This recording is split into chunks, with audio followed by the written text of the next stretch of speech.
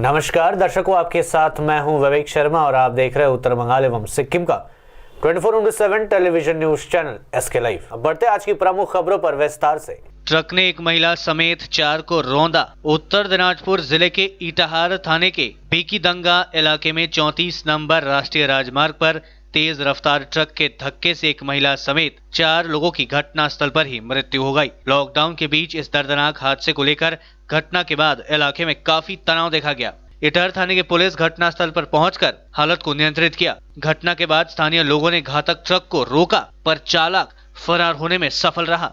घटना को लेकर राष्ट्रीय राजमार्ग पर काफी देर तक यातायात ठप रहा व जाम की स्थिति बनी रही। पुलिस के अनुसार मृतक की शिनाख्त गोराचंद बर्मन, मिंटू बर्मन, लक्ष्मी बर्मन व पटल बर्मन के रूप में की गई है। पुलिस ने चारों शव को पोस्टमार्टम के लिए रायगंज गवर्नमेंट मेडिकल कॉलेज व अस्पताल भेजकर घटना की जांच शुरू कर दी है। स्थानीय लोगों के अनुसार इटाहार के पहराजपुर निवासी ये सभी दिन भर मजदूरी करने के बाद कल देर शाम को 34 नंबर राष्ट्रीय राजमार्ग के डिवाइडर पर बैठकर बातचीत कर रहे थे। तभी रायगंज इटाहार जा रही तेज रफ्तार ट्रक डिवाइडर से टकराते हुए चारों को रौंदते हुए आगे निकल गया, जिससे घटना स्थल पर ही उन चारों की मृत्यु हो गई। स्थानीय लोगों ने मृतक के परिवार वालों को मुआवजा देने की मांग की है। इटाहार थाने की पुलिस घटना की जांच शुरू कर दी है।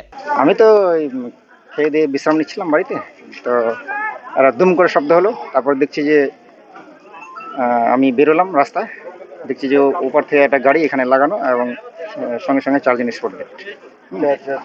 গাড়িটা ছিল পূর্ব সাইডে, মানে রায়গঞ্জ থেকে ইটাহার দিকে যাচ্ছিল আর কি। দুইজন বোধহয় এদিক ওদিক চলাচল করছিল নাকি সাইকেল নিয়ে, এদিক থেকে ওদিকে যাচ্ছিল নাকি, আর দুইজন বোধহয় বসেছিল। দেখলাম কি আমি এখানে দাঁড়িয়েছিলাম আর কি, অলরেডি যে মাচাটার এখানে, তো দেখলাম ওরা 4 জন ক্যাব সবেমাত্র ওখানে দাঁড়ালো। দাঁড়ায় মানে ওরা গল্প করছে, আর ওদিক থেকে যে এই যে ডাম্পারটা যেটা আসছে ওদিক থেকে, তো ড্রাইভারটা অলরেডি ওরা ড্রিঙ্ক অবস্থা ছিল, বুঝতে পারছি। ওই স্টারিংও ঠিক ছিল না। আসার পর এই যে এখানে সামনে আর কি, সামনে অলরেডি ওরা, তারপর ড্রাইভারটাকে যেটা জিজ্ঞাসা করলাম, ধরছিলাম ড্রাইভারটা বললো ভাই আমার স্টারিং ফেল হয়ে গেছে। তারপর এদিক থেকে ওই ওদের উপর দিয়ে আর কি ওই পার থেকে এই পারে নিয়ে চলে আসলো গাড়িটা। এখন ড্রাইভারটা যেটা বললো যে স্টারিং ফেল হয়ে গেছে আর কি, যেটা বললো আমরা ড্রাইভারটাকে ধরছিলাম। इस्लामपुर में कोरोना के 9 मामले, जिले में कुल 17 पॉजिटिव। उत्तर दिनाजपुर जिले के इस्लामपुर ब्लॉक में नए सिरे से कोरोना के 9 मामले सामने आए हैं। फिलहाल इस जिले में कोरोना के मरीजों की कुल संख्या 17 तक पहुंच गई है।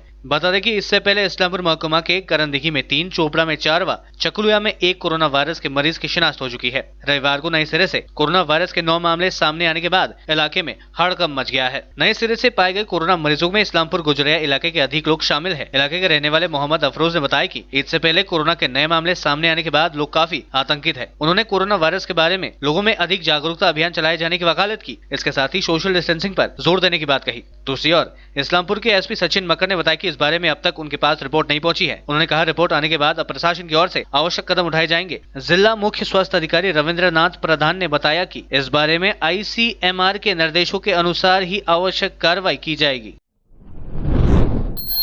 देश आज मना रही है ईद उल फितर। देश में एकता और भाईचारे का त्योहार ईद मनाया जा रहा है।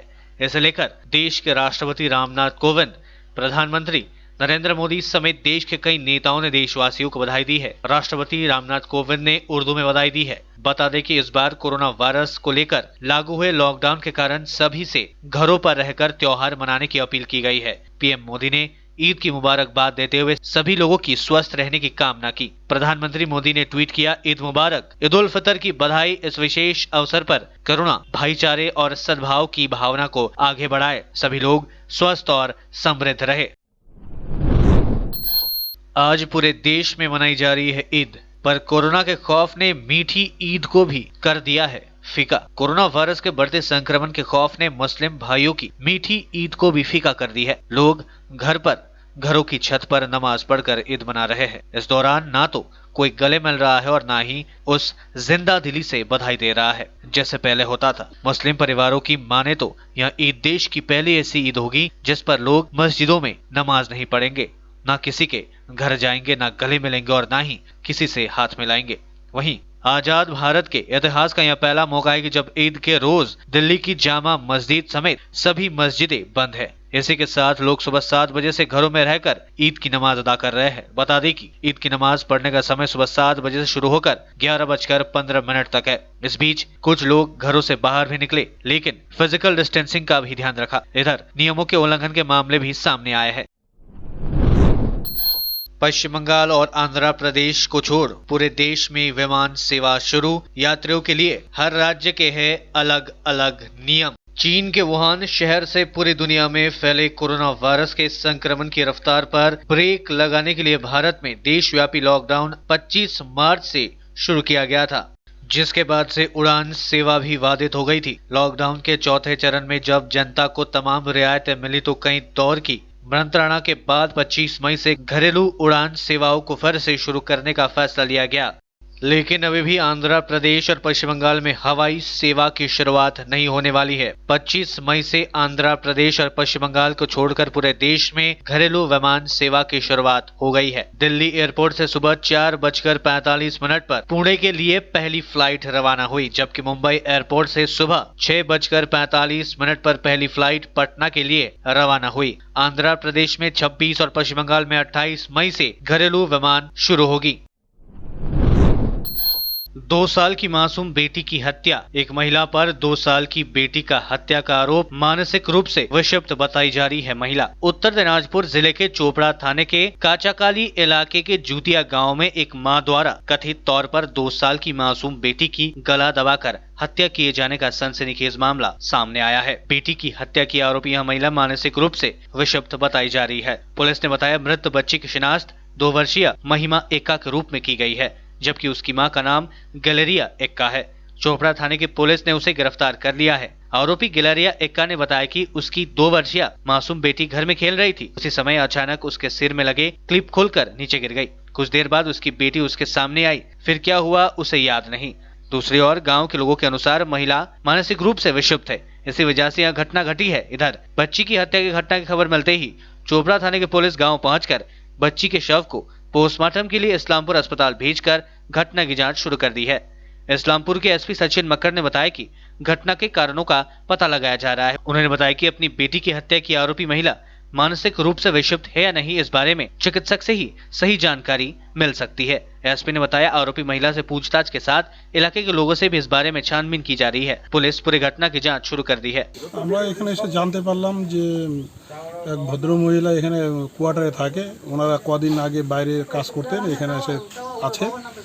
তো এখন যে মহিলা মেরেছে ও বলছে আমি মেরেছি, কিন্তু আদেশ সঠিকটা কি আছে সেটা আমরা এখনো জানতে পারিনি। তো আমরা সবাই চেষ্টা করছি জানার জন্য যে মেয়ের মা মারলো না মেয়ের বাবা মারলো, এটা এখনো জানা যায়নি। ওরা স্বীকার করছে, ও বলছে এরকম কিছুক্ষণ আগে চললো। এখন যেটা আপনাদের সামনে বললো তাতে আমরা বুঝতে পারলাম যে মেয়ের মা মেরেছে, কিন্তু আদেশ সত্যিকারে যে কে মেরেছে, যে ওই আর এক যে মেয়ের যে পিসি সম্পর্ক আছে উনি যেটা বললেন যে কয়েকটা বাচ্চা দেখেছে, সেটাও হতে পারে, কিন্তু অজান্তে এখন কি হয়েছে সেটা সঠিক। लेते हैं थोड़ा सा ब्रेक, फिर मिलेंगे ब्रेक के बाद। 100% आयुर्वेदिक दमा-दमन किट प्राप्त करें और अपने फेफड़ों को बिना किसी दुष्प्रभाव के घातक वायरस से लड़ने की शक्ति बढ़ाएं। फेफड़ों की ताकत बढ़ाने और साथ ही साथ एलर्जी, खांसी या फिर ब्रोंकाइटिस और अस्थमा जैसी बीमारियों से भी लड़ने के लिए राहत देती है दमा-दमन किट। इस किट में आप पाएंगे दमा-दमन सिरप, दमा-दमन चूर्ण, दमा-दमन हर्बराज हर्बल टी, जिसका मूल्य है 750 और आपको देने हैं सिर्फ 700 रुपए। Contact number 8597738095। आपके विजुअल एडवर्टीजमेंट के लिए एसके लाइव ही बेस्ट ऑप्शन है। एसके लाइव का इस क्षेत्र में 24 घंटा टेलीविजन, एंड्रॉइड ऐप और वेबसाइट पर प्रसारण होता है। सोशल मीडिया पर भी हम उपलब्ध हैं। हमारी व्यूवरशिप 9 लाख से अधिक है। सिक्किम, हैथवे और NXT डिजिटल पर, दार्जिलिंग और कालिम्पोंग में दोनों हैथवे और CCN सेटअप बॉक्स पर, इस्लामपुर से लेके मैनागुड़ी हैथवे पर, सिटी केबल पर सिलीगुड़ी और आसपास, नक्सलबाड़ी से पानी टंकी तक NXT डिजिटल में। तो सोचिए नहीं, कॉल करें 7908554308। ब्रेक के बाद आपका फिर से स्वागत है। बढ़ते हैं खबरों की तरफ। कोरोना की जंग जीतकर घर लौटे 2 लोग, अस्पताल में किया गया सम्मानित। उत्तर दिनाजपुर जिले के रायगंज कोरोना अस्पताल में भर्ती कोरोना के 2 मरीज इलाज के बाद स्वस्थ होकर रविवार को घर लौट गए। दोनों को अस्पताल से छुट्टी दे दी गई। जिला मुख्य स्वास्थ्य अधिकारी रविंद्रनाथ प्रधान ने बताया कि उत्तर दिनाजपुर जिले के चोपड़ा एवं चकुलिया ब्लॉक के 2 कोरोना मरीज रायगंज कोरोना अस्पताल में भर्ती हुए थे। इलाज के बाद वे पूरी तरह स्वस्थ हो गए और दोनों को अस्पताल से डिस्चार्ज किया गया है।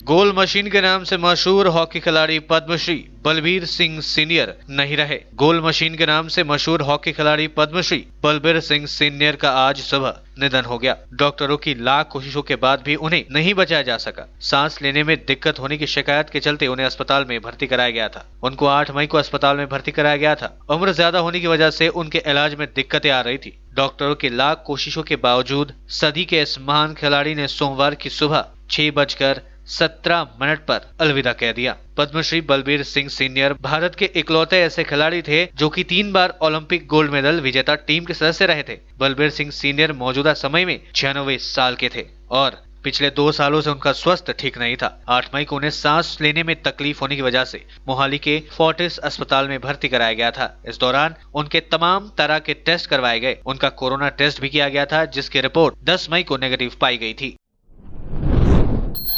देश में पिछले 24 घंटे में रिकॉर्ड 6,977 नए मामले सामने। मौतों का आंकड़ा पहुंचा 4,000 के पार। अब तक 1,38,000 से ज्यादा कोरोना वायरस के मामले। देश में कोरोना वायरस के मामलों में काफी तेजी से बढ़ोतरी देखी जा रही है। स्वास्थ्य मंत्रालय के मुताबिक पिछले 24 घंटे में रिकॉर्ड 6,977 नए मामले सामने आए और 154 लोगों की मौतें हुई है। देश में अब तक 1,38,000 से ज्यादा मामले सामने आ चुके हैं और 4,000 से ज्यादा लोगों की मौतें हो चुकी है। देश में अब तक कुल 1,38,845 मामले सामने आए हैं। वहीं देश में मरने वालों का आंकड़ा बढ़कर 4,021 हो गया है। फिलहाल 77,103 एक्टिव केसेस है। वहीं 57,721 मरीज ठीक हो चुके हैं।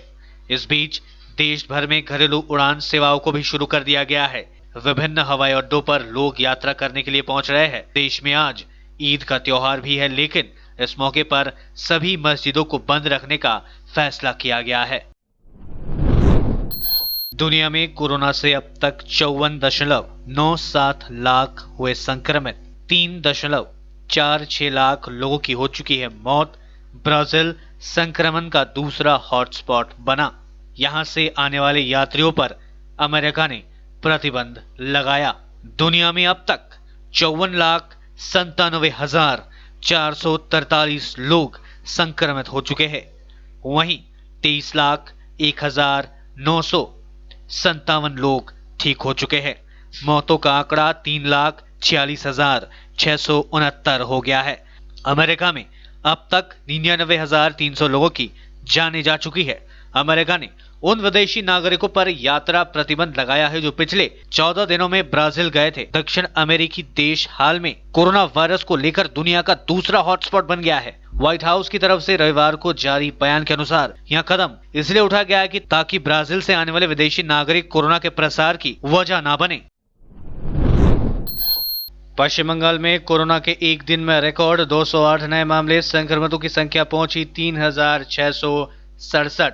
पश्चिम बंगाल में रविवार को कोरोना संक्रमण के 208 नए मामले सामने आए हैं। इसके साथ ही प्रदेश में इस महामारी से संक्रमित लोगों का आंकड़ा 3500 के पार पहुंच गया है। राज्य स्वास्थ्य विभाग द्वारा बुलेटिन के अनुसार पिछले 24 घंटे में रिकॉर्ड 208 लोग संक्रमित हुए हैं, जबकि 3 लोगों की मौतें हुई है। इन्हें लेकर राज्य में अब तक 3667 लोग संक्रमित हो चुके हैं। 200 लोगों की मौतें हो चुकी है। वहीं एक दिन में राज्य में 58 लोग स्वस्थ हुए हैं। इसके साथ ही कोरोना से ठीक होने वाले लोगों की संख्या बढ़कर 1339 हो गई है। वहीं सक्रिय मरीजों की संख्या बढ़कर 2056 हो गई है। जहां एक और राज्य में कोरोना पीड़ित मरीजों की संख्या बढ़ रही है, वहीं कोविड अस्पतालों में 80% बेड खाली बताया जा रहा है। स्वास्थ्य विभाग द्वारा जारी बुलेटिन में यह जानकारी दी गई है।